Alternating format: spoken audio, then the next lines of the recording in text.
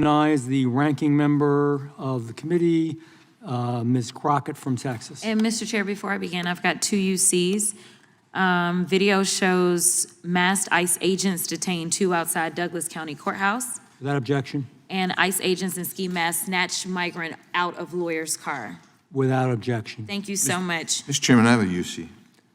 Without objection. Yeah, Department of Justice statement by Colette S. Peters, Director, Federal Bureau of Prisons, into this committee, July 23rd, 2024. Without objection.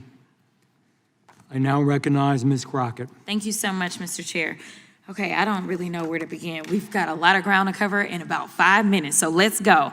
I've got 3 statements that I want to know if you agree or disagree with, and I want to just go down the row. Yes or no? Does cutting pay typically assist in recruiting a workforce? Yes or no? No. No. Generally, no. No. Thank you. It sounds like a low IQ implementation to me. So let's go to the next one. Does poor working conditions assist with recruitment? Yes or no? No. No. No. No. Sounds like another low IQ implementation to me. And finally, I'm going to start with Mr. Potter because I don't know how this is going to go. Does union busting help with recruitment? No. I know nothing about unions whatsoever. I'm Okay. sorry. I don't know anything about unions either. Okay. No. Okay, so again, another low IQ implementation. I just want to be clear that the American people should know that these are all Trump 2.0 policies. So when we say that he's failed, let me tell you, we got receipts, and those are some of the receipts. So when we start talking about this pay, I think that we've talked about the fact that there was a 25%, up to a 25% cut in recruitment bonuses or retention bonuses, but I want to make sure that people understand the numbers. I want y'all to know what the numbers are.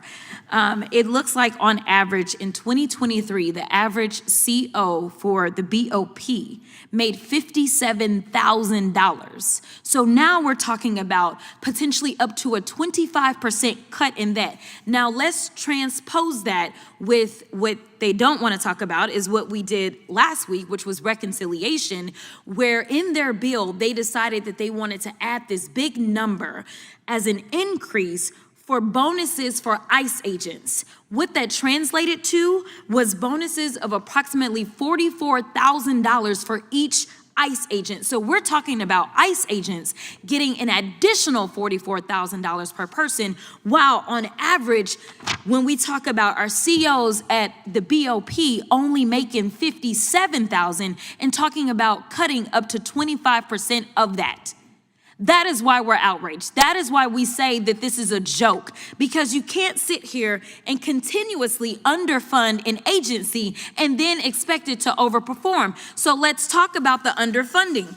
We have talked about immigration for a reason, not because we think that it makes sense to just talk about immigration all day, every day. It seems like our colleagues on the other side of the aisle want to do it, but it is relevant to this conversation. You know why? Because according to this particular document from The Guardian, it says, as it relates to a partnership between BOP and ICE, 2 agencies that have generally operated separately means people accused of civil immigration violations are being imprisoned in harsh environments of the federal penitentiaries run by prison guards. Right now, I believe that the number was, the most recent number that I had was that they had approximately 700 persons that were being held for ICE within the Bureau of Prisons. And guess what?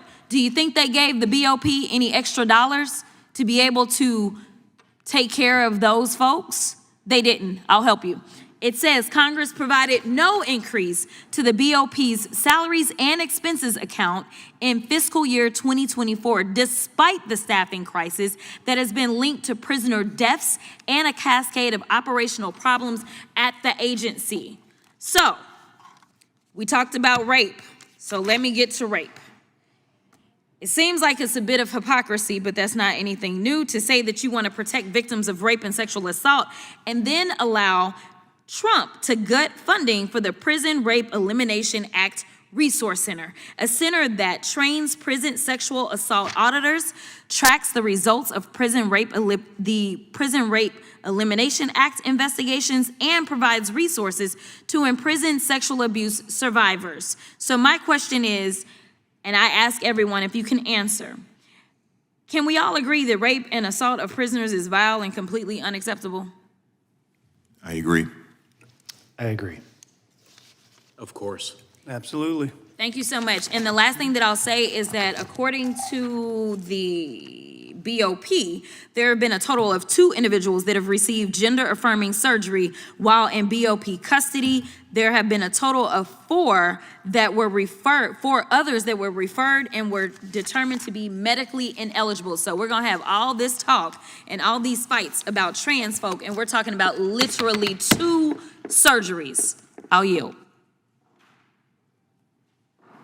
Gentlelady yields. I will recognize the gentleman from the great state of North Carolina.